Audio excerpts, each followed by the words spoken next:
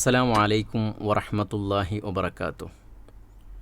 ഇന്നൽ ഹംദലില്ലാഹ് അല്ലദീ ഹദാനാ ലിഹാദാ വമാ കുന്നാ ലിനഹ്തദിയ ലൗലാ അൻ ഹദാനല്ലാഹ് വസല്ലല്ലാഹു അലാ മുഹമ്മദിൻ വ ആലിഹി വസഹ്ബിഹി വമൻ തബിഅഹും ബിഇഹ്സാനിൻ ഇലാ യൗമിദ്ദീൻ അമ്മാ ബഅദ്.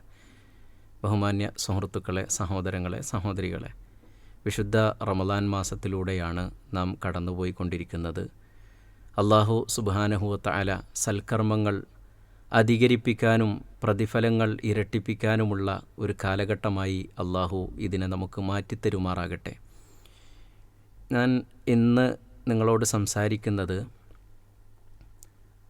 അല്ലാഹു സുബ്ഹാനഹു വ തആല ഏറ്റവും പ്രധാനമായി കണ്ട ഇബാദത്തുകളിൽ ഒന്ന്, ദീനിൻ്റെ സ്തംഭങ്ങളിലൊന്നായ സക്കാത്തിനെ സംബന്ധിച്ചാണ്.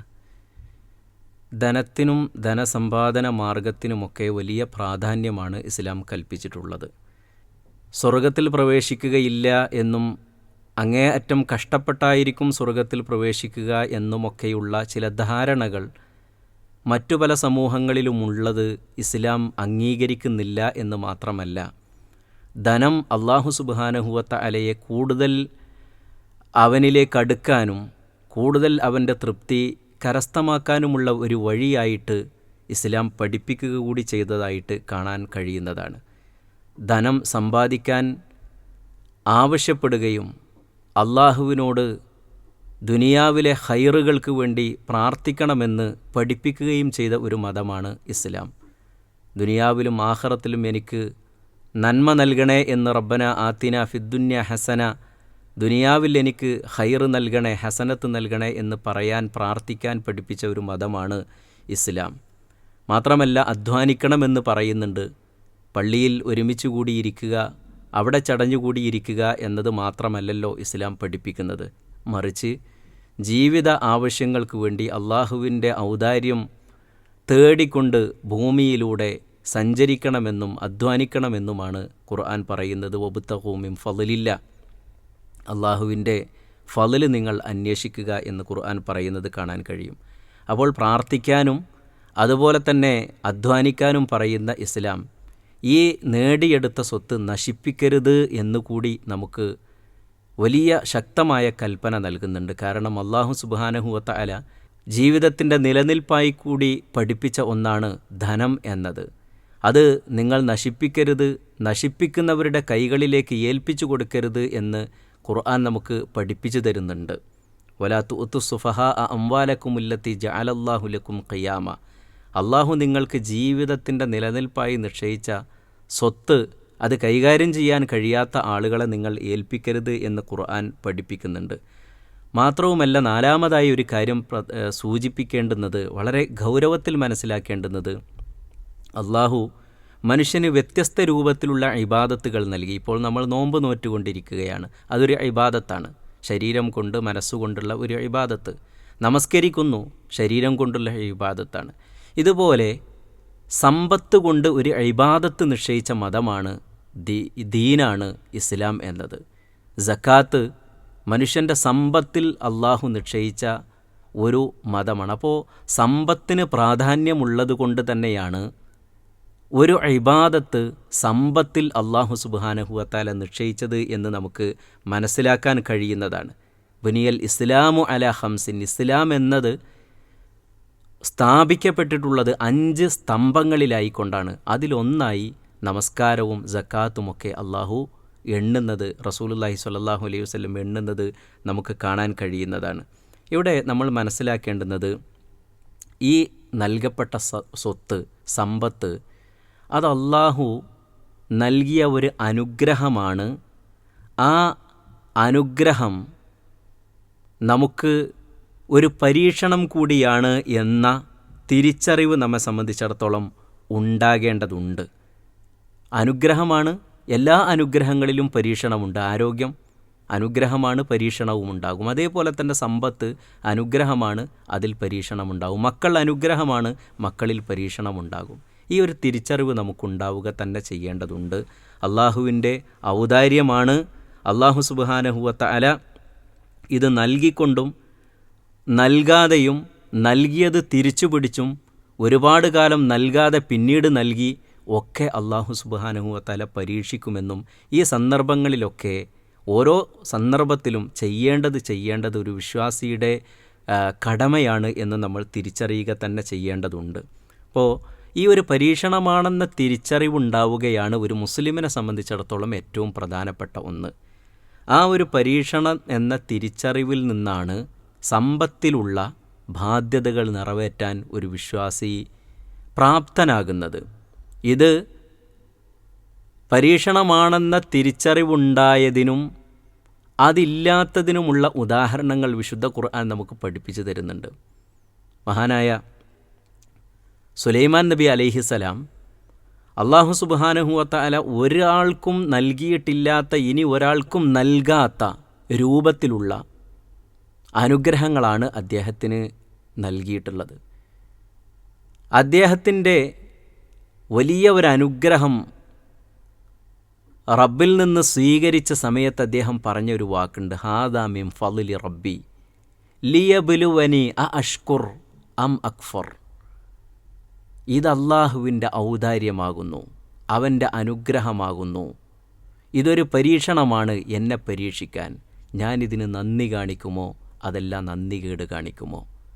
ആ നന്ദിയും നന്ദികേടുമാണ് ഇവിടെ ഏറ്റവും ശ്രദ്ധേയമായിട്ടുള്ള ഒരു കാര്യം. ഇത് മനസ്സിലാക്കിയ സുലൈമാൻ അലൈഹിസ്സലാം ഏറ്റവും വലിയ സമ്പത്തിൻ്റെ ഉടമയായിട്ട് ഇനി ഒരാൾക്കും അദ്ദേഹത്തെപ്പോലുള്ള അനുഗ്രഹങ്ങൾ കിട്ടില്ല, അങ്ങനത്തെ സമ്പത്തിൻ്റെ അനുഗ്രഹത്തിൻ്റെ ഉടമയായിട്ട് അള്ളാഹുവിൻ്റെ ഏറ്റവും ഇഷ്ടദാസന്മാരിൽ ഒരാളായി അദ്ദേഹത്തിന് മാറാൻ കഴിഞ്ഞിട്ടുണ്ട്. എങ്ങനെയാണ്? സമ്പത്തിലുള്ള അദ്ദേഹത്തിൻ്റെ ബാധ്യത, അള്ളാഹുവിനോടുള്ള ബാധ്യത, സമൂഹത്തോടുള്ള ബാധ്യത അദ്ദേഹം നിറവേറ്റിയപ്പോൾ.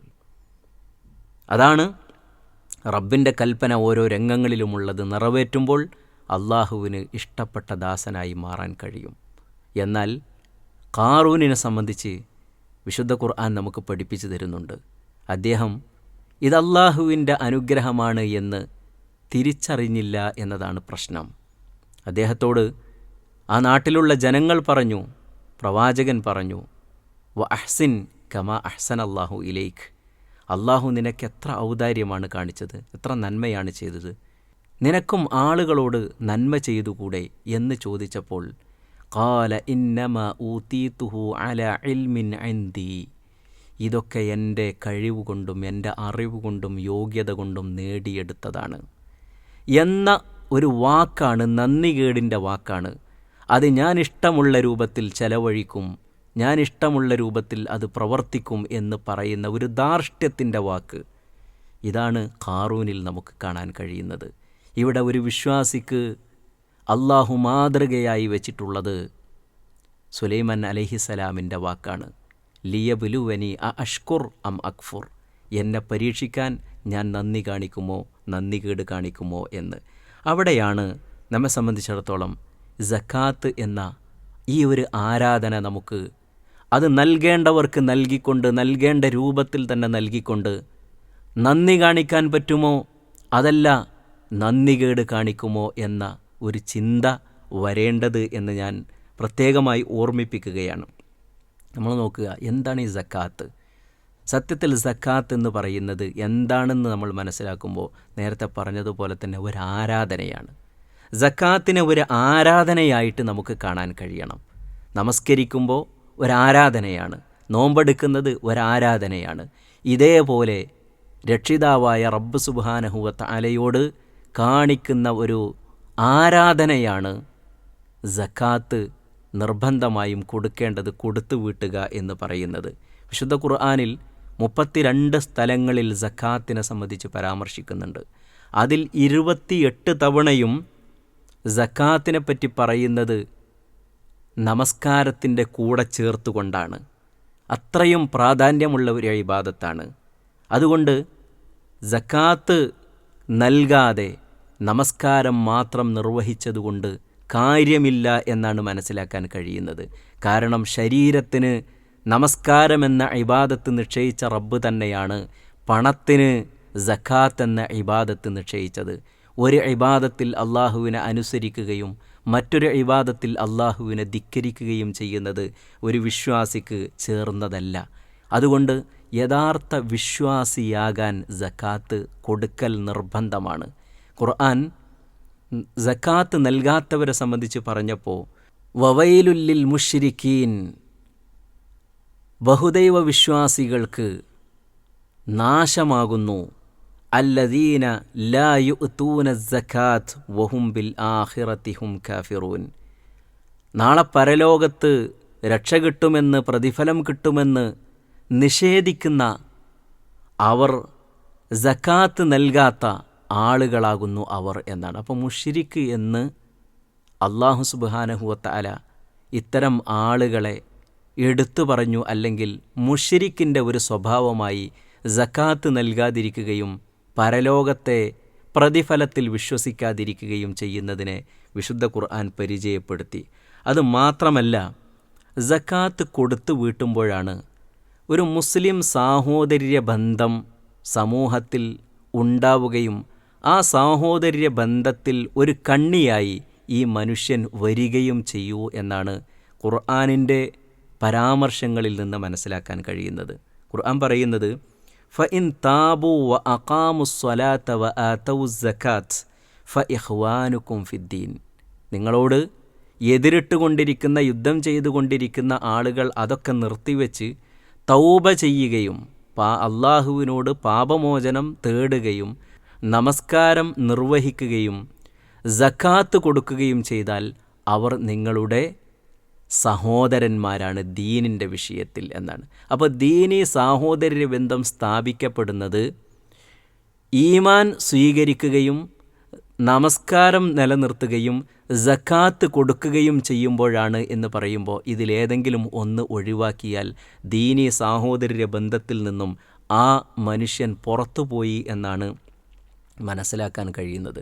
അതുപോലെ തന്നെ നമ്മൾ സക്കാത്ത് കൊടുക്കുന്നത് പ്രധാനമായും ഈ ഒരു സാഹോദര്യ ബന്ധത്തിൽ ഉൾപ്പെടാൻ, നമ്മുടെ ഒരു ഇബാദത്ത് എന്നത് നിറവേറ്റാൻ എന്നതൊക്കെ പോലെ തന്നെ പരലോകത്ത് പ്രതിഫലം കിട്ടാൻ കൂടിയാണ് എന്ന ഒരു വിശ്വാസം നമുക്ക് ഉണ്ടാകേണ്ടതുണ്ട്. കാരണം ഖുർആൻ പറയുന്നത് അങ്ങനെയല്ലേ, വല്ലദീന യക്നിസൂന അസ്സഹബ വൽ ഫിദ്ദ വലാ യുൻഫിഖൂനഹ ഫീ സബീലില്ലാഹ് ഫബശ്ശിർഹും ബിഅദാബിൻ അലീം എന്നാണ് വിശുദ്ധ ഖുർആൻ പറഞ്ഞത്. ഈ സ്വർണം, വെള്ളി അഥവാ സമ്പത്ത്, ഇത് അള്ളാഹുവിൻ്റെ മാർഗത്തിൽ ചെലവഴിക്കാതെ എടുത്തു വെക്കുന്ന ആളുകൾ, അവർക്ക് വേദനാജനകമായ ശിക്ഷ കൊണ്ട് നീ സന്തോഷ വാർത്ത അറിയിക്കുക എന്നാണ്. ഒരൽപ്പം പരിഹാസത്തിൻ്റെ സ്വരത്തിലാണ് ആ പറയുന്നത്. കാരണം വേദനാജനകമായ ശിക്ഷ കൊണ്ട് സന്തോഷ വാർത്ത അറിയിക്കുക എന്ന് പറയുമ്പോൾ അവർക്ക് കിട്ടാനുള്ളത് അതാണെന്ന് അവർ മനസ്സിലാക്കട്ടെ എന്ന ഒരു കൽപ്പനയാണല്ലോ. അവർക്ക് കിട്ടാനുള്ളത് അവർ മനസ്സിലാക്കിക്കൊള്ളട്ടെ എന്നാണല്ലോ അള്ളാഹു ആ പറഞ്ഞിട്ടുള്ളത്. അതുകൊണ്ട് നമ്മൾ ഏറ്റവും പ്രധാനമായി മനസ്സിലാക്കുക, ഈ ഒരു ഇബാദത്ത് നിറവേറ്റുന്നതിലൂടെ മുസ്ലിം സാഹോദര്യ ബന്ധത്തിലേക്ക് നമ്മൾ വരുന്നു. അതേപോലെ തന്നെ സമൂഹത്തോടുള്ള ബാധ്യത നിറവേറ്റിയവരായി നമ്മൾ മാറുന്നു. അതോടൊപ്പം തന്നെ നാളെ പരലോകത്ത് അതിൻ്റെ പ്രതിഫലം ഉറപ്പാക്കുന്നവരായി നമ്മൾ മാറുന്നു എന്നതാണ്. അതുപോലെ തന്നെ നമ്മൾ ഏറ്റവും പ്രധാനമായി മനസ്സിലാക്കേണ്ടത് നമ്മുടെ മനസ്സിനെ ശുദ്ധീകരിക്കാൻ കൂടി സക്കാത്ത് അനിവാര്യമാണ് എന്നാണ് ഖുർആൻ പറയുന്നത്. അപ്പോൾ ഇവിടെ ഇത്രയൊക്കെ പ്രാധാന്യത്തോടു കൂടിയുള്ള ഒരു വിഷയമായിട്ടും എന്താണ് മുസ്ലിം സമൂഹത്തിൽ ഈ സക്കാത്ത് അങ്ങോട്ട് കൊടുത്തു വീട്ടാനുള്ള ഒരു പ്രയാസം? പലപ്പോഴും സക്കാത്ത് കൊടുക്കുക എന്ന് പറയുന്നത് ചില ആളുകളെ സംബന്ധിച്ചിടത്തോളം അതിൻ്റെ സംഖ്യയുടെ വലിപ്പം നോക്കുമ്പോഴാണ് അവർക്ക് കൊടുക്കാനൊരു വൈമനസ്യം വരുന്നത്.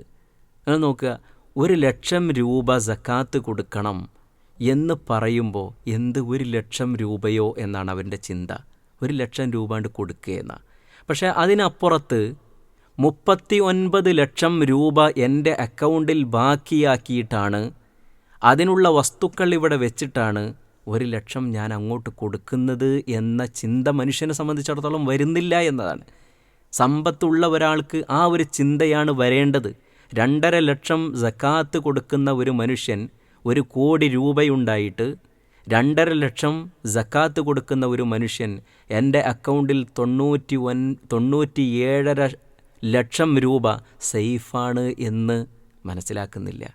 അത് അല്ലാഹു സുബ്ഹാനഹു വ തആലയാണ് നൽകിയതും അത് എനിക്ക് വേണ്ടി സംരക്ഷിക്കുന്നതും അതിൽ നിന്നും ഞാൻ കൊടുക്കേണ്ടതുണ്ട് എന്ന ഒരു ചിന്തയാണ് യഥാർത്ഥത്തിൽ ഉണ്ടാകേണ്ടത്. അപ്പോൾ ഈ കൊടുക്കുന്ന സംഖ്യയുടെ വലുപ്പം, അതിനപ്പുറത്ത് ഇവിടെ സൂക്ഷിച്ചു വെച്ച സംഖ്യയുടെ വലുപ്പമാണ് നമ്മൾ നോക്കേണ്ടത് എന്നതാണ് പ്രത്യേകമായി ഓർമ്മിപ്പിക്കാനുള്ളത് എന്നതാണ്. അപ്പോൾ നമ്മൾ മനസ്സിലാക്കേണ്ടുന്നത് ഈ 1,00,000 കൊടുക്കുന്നത് 39 ലക്ഷം ഇവിടെ ബാക്കി വെച്ചുകൊണ്ടാണെങ്കിൽ, 2.5 ലക്ഷം കൊടുക്കുന്നത് 97.5 ലക്ഷം രൂപ ഇവിടെ ബാക്കി വെച്ചുകൊണ്ടാണെങ്കിൽ, ഈ 97.5യും ഉപകാരപ്പെടാത്ത ഒരു ദിവസത്തിൽ ഉപകാരപ്പെടുന്നതാണ് ഞാൻ കൊടുക്കുന്ന ഈ ഒരു 2.5 എന്ന ചിന്ത നമ്മുടെ ഉള്ളിലേക്ക് കയറുക തന്നെ ചെയ്യേണ്ടതുണ്ട്. അത് അല്ലാഹു വിശുദ്ധ ഖുർആനിലൂടെ കൃത്യമായി നമുക്ക് പഠിപ്പിച്ചു തന്നതാണ്.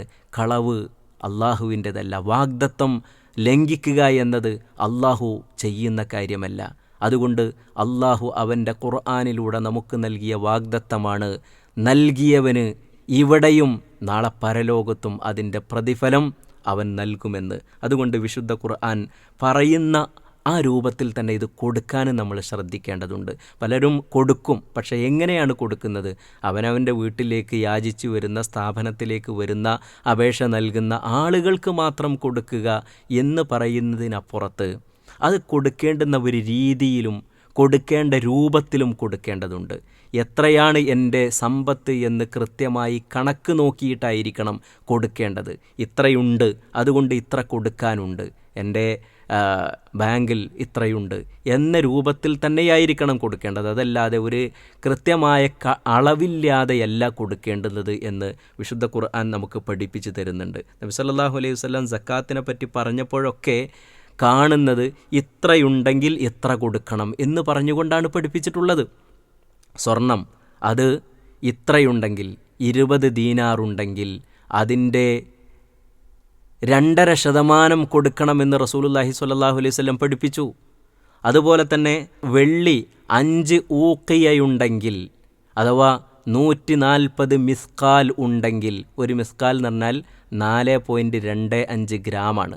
അപ്പോൾ 4.25 ഇൻറ്റു 140 എന്ന് നമുക്ക് കണക്കാക്കിയിട്ടുണ്ടെങ്കിൽ കൃത്യമായി കിട്ടും 595 ഗ്രാം. അപ്പോൾ വെള്ളി 595 ഗ്രാം ഉണ്ടെങ്കിലാണ് കൊടുക്കേണ്ടുന്നത്. ഇന്നത്തെ നമ്മുടെ പണം അത് കൊടുക്കേണ്ടത് എങ്ങനെയാണ്? ഈ വെള്ളിയുടെ സംഖ്യയോട് കണക്കാക്കിയിട്ടാണ്. വെള്ളി ഇന്നത്തെ ഒരു കണക്കനുസരിച്ച് നോക്കുകയാണെങ്കിൽ 595 ഗ്രാം വെള്ളിക്ക് ഒരു 48,000 അല്ലെങ്കിൽ 45ൻ്റെ മേലെ ആയിരിക്കും ഉണ്ടാകുക. അപ്പോൾ അത്രയും സംഖ്യയുടെ ബാങ്ക് ബാലൻസോ കയ്യിലിരിപ്പോ അതേപോലെ തന്നെ മറ്റൊന്നായിട്ട് നമുക്ക് കണക്കാക്കാൻ പറ്റിയത് നമ്മുടെ കച്ചവട വസ്തുക്കൾ, ഇതെല്ലാം കൂടി കൂട്ടിക്കൊണ്ടാണ് നമ്മൾ കൊടുക്കേണ്ടത്. അതിലേക്ക് ഏതും കൂടി കൂട്ടണം. നമുക്ക് കിട്ടുമെന്ന് ഉറപ്പുള്ള കടങ്ങൾ കൂടി കൂട്ടിക്കൊണ്ടാണ് നമ്മൾ കൊടുക്കേണ്ടത്. അപ്പോൾ പിന്നെ കച്ചവട വസ്തുക്കൾക്ക് പ്രത്യേകമായി തന്നെ സക്കാത്തുണ്ട്. ഈ കച്ചവട വസ്തുക്കളും അതേപോലെ തന്നെ നമ്മുടെ കയ്യിലുള്ള വെള്ളിയാണെങ്കിൽ വെള്ളി, സ്വർണ്ണമാണെങ്കിൽ സ്വർണം അതിലേക്ക് കൂട്ടുക. വെള്ളിയും സ്വർണം കൂടി കൂട്ടേണ്ടതില്ല. സ്വർണം കൂട്ടുകയാണെങ്കിൽ വെള്ളി കൂട്ടേണ്ടതില്ല, വെള്ളി കൂട്ടുകയാണെങ്കിൽ സ്വർണവും കൂട്ടേണ്ടതില്ല. അപ്പോൾ സ്വർണത്തിന് വേറെ കൊടുക്കാനുണ്ട് എങ്കിൽ അതിൻ്റെ അങ്ങനെ തന്നെ കൊടുക്കണം. അപ്പോൾ കയ്യിലുള്ള വെള്ളി, അതേപോലെ തന്നെ കച്ചവട വസ്തുക്കൾ, അതുപോലെ തന്നെ നമ്മുടെ ബാങ്ക് ബാലൻസ്, കയ്യിലിരിപ്പ്, അതുപോലെ അതിലേക്ക് ചേർക്കേണ്ടുന്ന ഒന്നാണ് നമുക്ക് കിട്ടുമെന്ന് ഉറപ്പുള്ള കടങ്ങൾ. ഈ കാര്യങ്ങൾ കൂട്ടിച്ചേർത്തുകൊണ്ടാണ് നമ്മൾ പണത്തിൻ്റെ സക്കാത്ത് കൊടുക്കേണ്ടത്. കാരണം സ്വർണത്തിനും വെള്ളിക്കും സക്കാത്ത് വരുന്നത് അവ മൂല്യമാണ് എന്ന നിലക്കാണ്. നമ്മുടെ കയ്യിലുള്ള പണമാണ് നമ്മൾ ഇന്ന് വസ്തുക്കൾ വാങ്ങാനും കൊടുക്കാനും ഒക്കെ ഉപയോഗിക്കുന്നത്. അതുകൊണ്ട് അവക്കും സക്കാത്തുണ്ട് എന്ന് തന്നെയാണ് നമുക്ക് മനസ്സിലാക്കാൻ കഴിയുന്നത്. അതേപോലെ തന്നെ നമ്മൾ ചെയ്യേണ്ടുന്ന മറ്റൊരു കാര്യമാണ് നമ്മുടെ ഷെയറുകൾ. ഇന്ന് അധികം ആളുകളും പല സ്ഥാപനങ്ങളിലും പല കമ്പനികളിലും ഷെയർ എടുക്കുന്നവരാണ്. ഈ ഷെയറുകൾക്ക് നമ്മൾ സക്കാത്ത് കൊടുക്കേണ്ടതുണ്ട്. അതെങ്ങനെയാണ് കൊടുക്കേണ്ടത്? നമ്മുടെ ഷെയറിൻ്റെ സ്വഭാവം അനുസരിച്ചാണ്. ഏത് സ്ഥാപനത്തിലാണ് നമ്മൾ നിക്ഷേപിച്ചിട്ടുള്ളത് എന്നതിൻ്റെ അടിസ്ഥാനത്തിൽ നമ്മളത് കൊടുക്കേണ്ടതുണ്ട്. ഇപ്പോൾ ഉദാഹരണമായിട്ട് ചില കമ്പനികൾ പൂർണ്ണമായിട്ടും ഒരു സർവീസ് ആയിട്ട് നടക്കുന്ന സ്ഥാപനങ്ങളായിരിക്കും. ഉദാഹരണമായിട്ട് ഹോട്ടലിംഗ് പോലുള്ള, അതേപോലെ തന്നെ ട്രാവൽസ് പോലുള്ള കാര്യങ്ങൾ. അവിടെ വിൽപ്പനയും വാങ്ങലുമില്ല, മറിച്ച് പൂർണ്ണമായിട്ടും സർവീസാണ്. അപ്പോൾ സർവീസാണെങ്കിൽ നമ്മളുടെ നിക്ഷേപിച്ചിട്ടുള്ളതിന് നമ്മൾ നിക്ഷേപിച്ചിട്ടുള്ള സംഖ്യക്കല്ല കൊടുക്കേണ്ടുന്നത്, മറിച്ച് അവിടെ നിന്ന് നമുക്ക് കിട്ടുന്ന വരുമാനത്തിനാണ് കൊടുക്കേണ്ടുന്നത്. അതേപോലെ തന്നെ നമ്മൾ 2 രൂപത്തിൽ നിക്ഷേപിക്കും. ഒന്ന് വരുമാനം പ്രതീക്ഷിച്ചുകൊണ്ട് നിക്ഷേപിക്കും. രണ്ടാമത്തത് നമുക്ക് വില കിട്ടിയാൽ വിൽക്കണം എന്ന നിലക്ക് കമ്പനികളിൽ നമ്മൾ ഷെയർ എടുക്കാറുണ്ട്. ഇപ്പോൾ പല സ്ഥാപനങ്ങളിൽ നമ്മൾ ഷെയർ എടുക്കുന്നത് അതിൽ നിന്ന് മാസത്തിൽ വരുമാനം കിട്ടാൻ വേണ്ടിയല്ല, അല്ലെങ്കിൽ വർഷത്തിൽ വരുമാനം കിട്ടാൻ വേണ്ടിയല്ല, മറിച്ച് ആ ഷെയറുകളുടെ വാല്യൂ കൂടുന്നതിനനുസരിച്ച് നമുക്ക് ആവശ്യമുണ്ടാകുന്ന സമയത്ത് വിൽപ്പന നടത്തണം എന്നതാണെങ്കിൽ അതൊരു വിൽപ്പന ചരക്കാണ്. അതുകൊണ്ട് തന്നെ ഓരോ വർഷങ്ങളിലും കൃത്യമായി നമ്മൾ എത്രയാണോ നിക്ഷേപിച്ചത്, ആ നിക്ഷേപിച്ചത് ഇപ്പോൾ എത്രയായിട്ടുണ്ട്, അതിൻ്റെ വളർച്ച എത്രയായിട്ടുണ്ട് എന്ന് നോക്കിയിട്ട് അതിന് ഓരോ വർഷങ്ങളിലും സക്കാത്ത് കൊടുക്കേണ്ടതുണ്ട്. എന്നാൽ വരുമാനം കിട്ടാൻ വേണ്ടിയാണെങ്കിലോ നേരത്തെ പറഞ്ഞ പോലെ ഒരു സർവീസ് മാത്രമായി നടക്കുന്ന സ്ഥാപനങ്ങളിലാണ് എങ്കിൽ അവിടെ നമ്മൾ ചെയ്യേണ്ടുന്നത് നമുക്ക് കിട്ടുന്ന വരുമാനത്തിന്, നേരത്തെ നമ്മൾ പറഞ്ഞല്ലോ, എല്ലാം കൂടി കണക്ക് കൂട്ടുന്ന കൂട്ടത്തിൽ ആ നമ്മുടെ കയ്യിലിരിപ്പുള്ള ആ സംഖ്യക്ക് കൂടി നമ്മൾ കൂട്ടുന്നു, എന്നിട്ട് സക്കാത്ത് കൊടുക്കുന്നു. ഇതാണ് അതിൻ്റെ ശരിയായ രൂപമായിട്ട് നമുക്ക് കാണാൻ കഴിയുന്നത്. ഇനി പൂർണ്ണമായും വിറ്റുവരുമാനം, വാങ്ങുക വിൽക്കുക തുടങ്ങിയ കാര്യങ്ങളാണ് എങ്കിൽ, അതേപോലെ തന്നെ വാങ്ങുന്നുണ്ട്, അസംബിൾ ചെയ്യുന്നുണ്ട്, അതേപോലെ തന്നെ പ്രൊഡക്ഷനുണ്ട്, വിൽപ്പനയുമുണ്ട്, ഇങ്ങനെയുള്ള കമ്പനികളിലാണ് എങ്കിൽ ആ സ്ഥാപനങ്ങളുടെ സ്ഥലം, കെട്ടിടം, അതുപോലെ തന്നെ ഈ ഫർണിച്ചറുകൾ, ഉപകരണങ്ങൾ, ഇവ ഒഴിച്ച് ബാക്കിയുള്ളതിൽ എത്രയാണ് നമ്മുടെ സംഖ്യയുള്ളത് അതിനനുസരിച്ച് നമ്മുടെ ഷെയറിന് സക്കാത്ത് നമ്മൾ കൊടുക്കേണ്ടതുണ്ട്. അതുപോലെ തന്നെ കാർഷിക രംഗത്ത് പ്രവർത്തിക്കുന്ന സ്ഥാപനങ്ങളിലാണ് എങ്കിൽ, കൃഷിക്ക് വേണ്ടിയാണ് നമ്മൾ പണം ഇറക്കിയിട്ടുള്ളത് എങ്കിൽ, കൃഷിയുടെ സക്കാത്ത് നമ്മൾ ആ നിക്ഷേപിച്ചതിന് നൽകിക്കൊണ്ടിരിക്കേണ്ടതുണ്ട്, ഓരോ വർഷങ്ങളിലും നൽകേണ്ടതുണ്ട് എന്നാണ് മനസ്സിലാക്കാൻ കഴിയുന്നത്. കൂടുതൽ വിശദമായി നമ്മൾ അറിയേണ്ടതുണ്ട്. ഏറ്റവും പ്രധാനമായി കൊടുത്ത് വീട്ടേണ്ടതാണ്. ഇതെൻ്റെ ഒരു ഇബാദത്താണ്, എൻ്റെ ശരീരത്തിന് ഇബാദത്തുള്ളതുപോലെ അള്ളാഹു നിശ്ചയിച്ച ഒന്നാണ്. എൻ്റെ സമ്പത്തിനുള്ള സക്കാത്ത് അതൊരു ഇബാദത്താണ് എന്ന തിരിച്ചറിവും, അതിലൂടെ നാളെ എനിക്ക് പരലോകത്ത് പ്രതിഫലം കിട്ടുമെന്നും, അത് നൽകിയിട്ടില്ല എങ്കിൽ അതിന് കടുത്ത ശിക്ഷ ഞാൻ അനുഭവിക്കേണ്ടി വരികയും ചെയ്യുമെന്ന ഒരു ബോധ്യം നമ്മൾ ഉണ്ടാക്കിയെടുക്കുക. അതോടൊപ്പം തന്നെ ഞാൻ കൊടുക്കുന്നത് വളരെ കുറഞ്ഞതാണ്. ആ കുറഞ്ഞത് അതിനപ്പുറത്തുള്ള എത്രയോ വലിയ സംഖ്യ, അതിൻ്റെ 97% ഇവിടെ നിലനിർത്തി തരുന്ന എൻ്റെ റബ്ബിനുള്ള ഒരു നന്ദിയായിട്ട് കൂടിയാണ്, ഈ സമൂഹത്തോടുള്ള ഒരു ബാധ്യതയായിട്ട് കൂടിയാണ് ഞാനിത് നിറവേറ്റുന്നത് എന്ന ഒരു വിശ്വാസവും ഒരു ബോധവും നമ്മൾ ഉണ്ടാക്കിയെടുക്കേണ്ടതുണ്ട്. അല്ലാഹു സുബ്ഹാനഹു വ തആല നമ്മുടെ മേൽ നിർബന്ധമാക്കിയ എല്ലാ ഇബാദത്തുകളും അവൻ്റെ പ്രതിഫലവും അവൻ്റെ തൃപ്തിയും പ്രതീക്ഷിച്ചുകൊണ്ട് നിർവഹിക്കുന്ന യഥാർത്ഥ വിശ്വാസികളുടെ കൂട്ടത്തിൽ നമ്മെ ഉൾപ്പെടുത്തുമാറാകട്ടെ. അസ്സലാമു അലൈക്കും വറഹ്മത്തുള്ളാഹി.